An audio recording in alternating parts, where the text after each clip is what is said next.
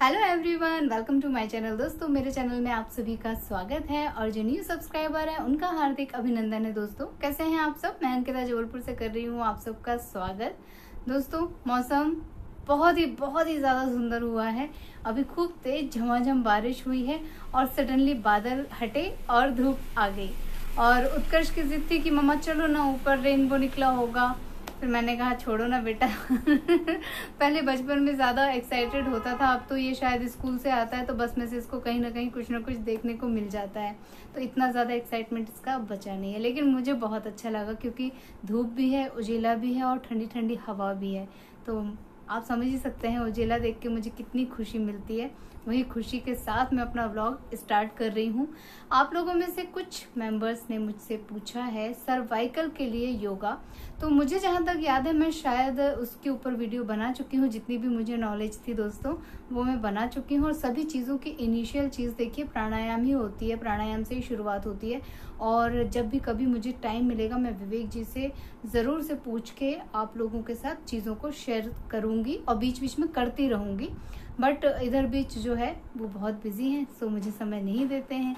और जब भी मौका मिलेगा मैं ज़रूर से आप लोगों को बताऊंगी। लेकिन हर एक चीज़ का बेस वो प्राणायाम बताते हैं, अनुलोम विलोम हो गया, सूर्य नमस्कार हो गया, बहुत सारी चीज़ें वो इनिशियल बताते हैं। तो मुझे लगता है कि हम सभी लोग अब योगा को शामिल कर चुके हैं। मैक्सिमम लोग मुझे बताते हैं, 85% लोग बताते हैं कि वो डेली योगा करते हैं, डेली एक्सरसाइज करते हैं, डेली उन लोगों का रूटीन हो गया है, बन गया है।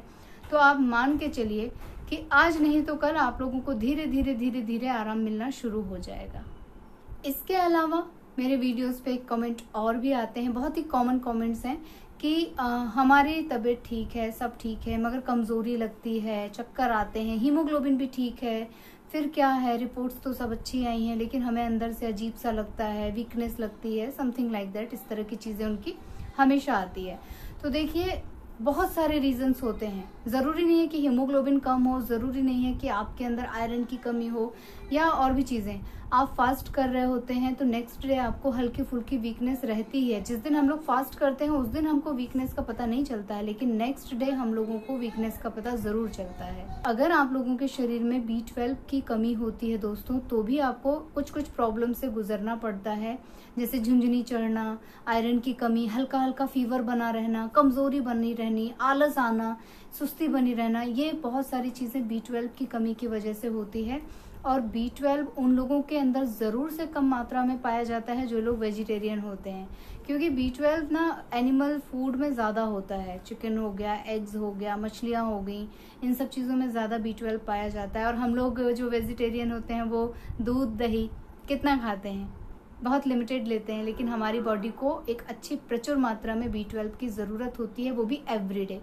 क्योंकि जितनी भी न्यूरोलॉजिकल जो प्रोसेस होता है हमारी बॉडी का, उसमें B12 का बहुत बड़ा हाथ होता है। हमारी जितनी भी वेन्स होती हैं उनके लिए B12 बहुत ज़रूरी है। हम जितना भी खाना खाते हैं दोस्तों, वो खाने में से मैक्सिमम पोर्शन हमारे जो माइंड की नसें हैं, माइंड पूरा का पूरा उसे ऑब्जर्व करता है, तभी वो अच्छे से काम करता है। आप लोग नोटिस कीजिएगा, जिस दिन आप निर्जला व्रत रखते हैं या किसी कारण से आप देर से खाना खाते हैं तो दिमाग ही काम नहीं करता है, हमें चिड़चिड़ सूझती है, हमें अजीब सा क्रोध आने लगता है, हमें पता नहीं चलता कि हम भूख की वजह से परेशान हो रहे हैं, लेकिन हमारी बॉडी को उतना इनपुट बहुत ज़रूरी होता है।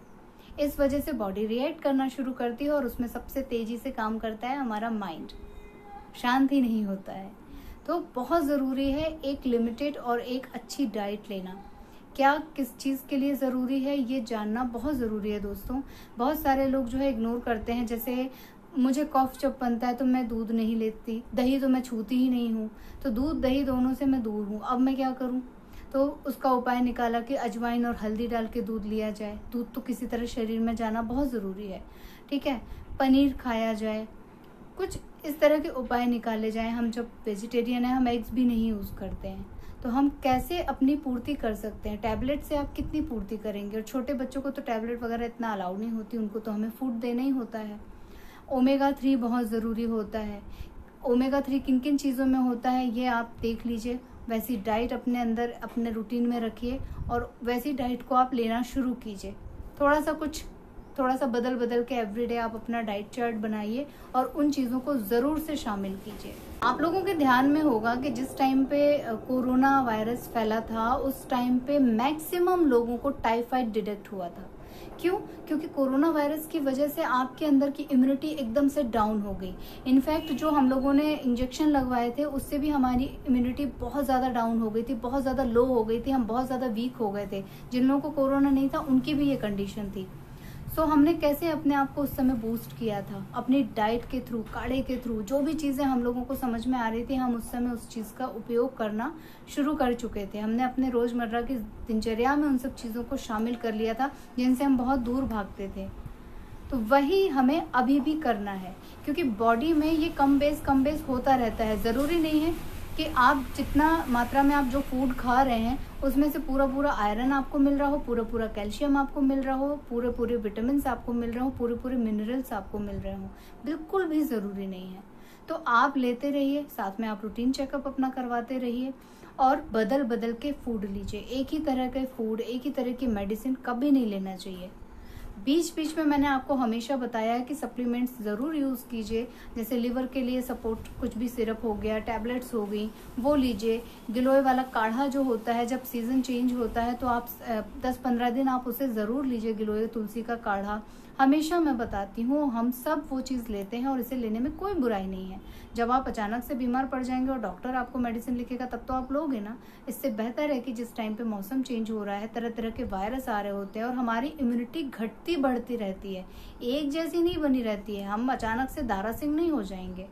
हमारी डाइट चेंज होती है, व्रत, पूजा पाठ, बहुत सारी चीज़ें हम कर रहे होते हैं। कभी हम मन से अच्छे से खा रहे होते हैं, कभी हम जो खा रहे हैं वो हमारी बॉडी में नहीं भी लगता है। बहुत सारी चीज़ें हो रही होती हैं। तो सभी चीज़ों को हम अपने खुद के ऑब्जर्वेशन से ठीक कर सकते हैं। हमें क्या हो रहा है? जब आपको चक्कर आना शुरू होता है, डॉक्टर बोल देता है खून की कमी है, तो फटाफट अनार का रस निकल जाता है, फटाफट जूस, सूप सब शुरू हो जाते हैं। तो ये हम पहले भी कर सकते हैं ना। मैं हर चीज़ के लिए मेडिसिन नहीं बता सकती हूँ क्योंकि मुझे भी उतनी नॉलेज नहीं है। हाँ, थोड़ा बहुत एक्सपीरियंस जो मुझे खुद की बीमारियों से हुआ था, चाहे वो कोरोना काल में हो, चाहे वो मेरा टाइफाइड हो, चाहे वो जो भी कुछ हो, तो उससे जो मैंने थोड़ा बहुत ऑब्जर्व किया है अपनी बॉडी को, अपने आप को, कि हर समय कुछ ना कुछ कमी हो जाती है। कभी मेरी पिड़ियों में बड़ा दर्द होता है, बड़ी ऐंठन होने लग जाती है। अच्छा, मुझे लगता था कि मेरी पैरों की पिड़ियाँ जो खिंचती हैं अजीब सा, मैं बस बोलती थी कि किसी तरह कोई इसको दबा दे, कोई ऐसे ऐसे उसको मरोड़ दे तो मुझे आराम आ जाए। मुझे नहीं मालूम था कि वो पानी की कमी से होता है ना। मुझे लगता था कैल्शियम वैल्शियम की कमी की वजह से पैर ऐसे ऐसे हो रहे हैं, या थकान है, कमजोरी है, इस वजह से हो रहा है। जब डॉक्टर ने बोला कि तुम रात में करीब 2 से 2.5 गिलास पानी पी के सो, 2-3 दिन में मुझे उसमें आराम आ गया। 2-3 दिन में इतनी जल्दी, इतना क्विक रिलीफ मिला है। वो कोई भी मेडिसिन नहीं, सिर्फ अब मुझे 2-2.5-3 गिलास पानी पीना था जो मैंने पिया। मुझे बल्कि लग रहा था कि उठ के बाथरूम कौन जाएगा बार बार लेकिन डॉक्टर ने कहा कि नहीं, सोने से पहले तुम 2-2.5 गिलास पानी पीने की आदत डालो, तुम देखना तुम्हारा दर्द अपने आप ठीक हो जाएगा। और मैंने उनको शिकायत की थी कि रात में मेरे पैर ऐंठते हैं, पेड़ियों में इतना दर्द होता है, मैं पटक रही होती हूँ अपने पैरों को, लगता है कोई सो जाए मेरे पैरों को। तो उन्होंने कहा कुछ मत करो, सिर्फ पानी पियो, पानी की कमी से होता है ये सब। और वाकई में जब मेरा तीज का व्रत, हर छठ का व्रत, ये सारे व्रत शुरू होते हैं ना, मुझे वापस से पैरों में वैसी ऐंठन चालू हो जाती है, क्योंकि उस समय पानी का इंटेक मेरा कम हो जाता है। तो ये कुछ चीज़ें मैंने ऑब्जर्व की हैं, वही चीज़ें आप लोगों को याद दिला रही हूँ। ऑब्जर्व आप सब करते हैं, सबको मालूम है सारी चीज़ें, बस हम भूल जाते हैं और जिस टाइम हमें कुछ प्रॉब्लम हो रही होती है हम उसे अवॉइड कर देते हैं। तो मैं बस आप लोगों को याद दिला रही हूँ। तो आपने पूछा, मैंने आपको याद दिला दिया। जानते आप सब लोग हैं, मुझे मालूम है कि आप लोग इस वीडियो में कमेंट में ज़रूर लिखेंगे कि हाँ हम ये जानते हैं, हाँ ऐसा करना चाहिए, हाँ हम ऐसा करते हैं। मैं अच्छे से जानती हूँ क्योंकि इतने दिन हो गए मुझे बताते, आप लोगों के साथ बातें करते, आप लोग मुझसे फिर भी कुछ पूछते हैं तो मुझे अच्छा ही लगता है और मुझे भी तुरंत याद हो जाता है कि हाँ ऐसा करना है। और जब आपने मुझसे पूछा था ये कमज़ोरी की वजह कि हम अच्छा खासा खा रहे हैं, रिपोर्ट भी सब अच्छी आई है, फिर ऐसा क्यों हो रहा है, तो मैंने एक बार और ठीक से ध्यान से सोचा कि ऐसा क्यों हो सकता है। और मुझे उस टाइम पे ये बताया गया था, जिस टाइम पे मुझे टाइफाइड था, कि विटामिन B12 की कमी से भी टाइफाइड होता है, कमज़ोरी बनी रहती है। और जब अगर आपको कमज़ोरी बनी रहेगी तो आपको हल्की हल्की हरारत और फीवर लगता रहेगा बॉडी में। तो हमेशा उस चीज़ को भी मेंटेन करना बहुत ज़रूरी है। और एक टाइम में मुझे ये दूध दही ये सब कुछ टोटल मना था, क्योंकि मेरा लीवर बहुत ज़्यादा इफेक्टेड था ना। लेकिन बाद में मुझे बोला कि नहीं, 1 गिलास आपको दूध पीना होगा, बहुत ज़रूरी है आपके लिए। आप एग नहीं ले सकते हो, आप और कुछ नहीं ले सकते हो, तो आपको मिल्क एनी हाउ लेना है, डेयरी प्रोडक्ट आपको लेना ही लेना है। तो मैंने उसे शामिल किया, हल्दी डाल दी, अजवाइन डाल दी, थोड़ा कभी कभी तुलसी डाल देती हूँ, ज़्यादा बारिश या सर्दी वाला मौसम होता है, लेकिन दूध मैंने अपने में शामिल कर लिया है। आज अपनी इन्हीं छोटी छोटी सी नॉलेज के साथ मैं अपना व्लॉग यहीं पे एंड कर रही हूँ। आप लोगों से ले लेती हूँ विदा, मिलूंगी अपने नेक्स्ट वीडियो में। लेकिन जाने से पहले आप लोगों में से जो लोग नए हैं, प्लीज़ मेरे चैनल को सब्सक्राइब कीजिएगा, वीडियोस को लाइक कीजिएगा और अपनी फैमिली और फ्रेंड्स के साथ उसे शेयर कीजिएगा दोस्तों। और इसी तरह अपना प्यार और आशीर्वाद बनाए रखिएगा। थैंक यू, बाय बाय, अपना ख्याल रखिएगा। Bye bye and thank you for watching.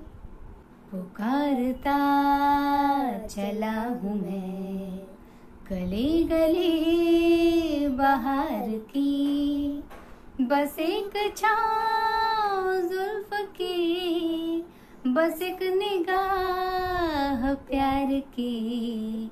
पुकारता चला हूँ मैं गली गली बाहर की, बस एक छाँव जुल्फ की, बस एक निगाह प्यार की। पुकारता चला हूँ मैं, पुकारता चला हूँ मैं, पुकारता चला हूँ मैं।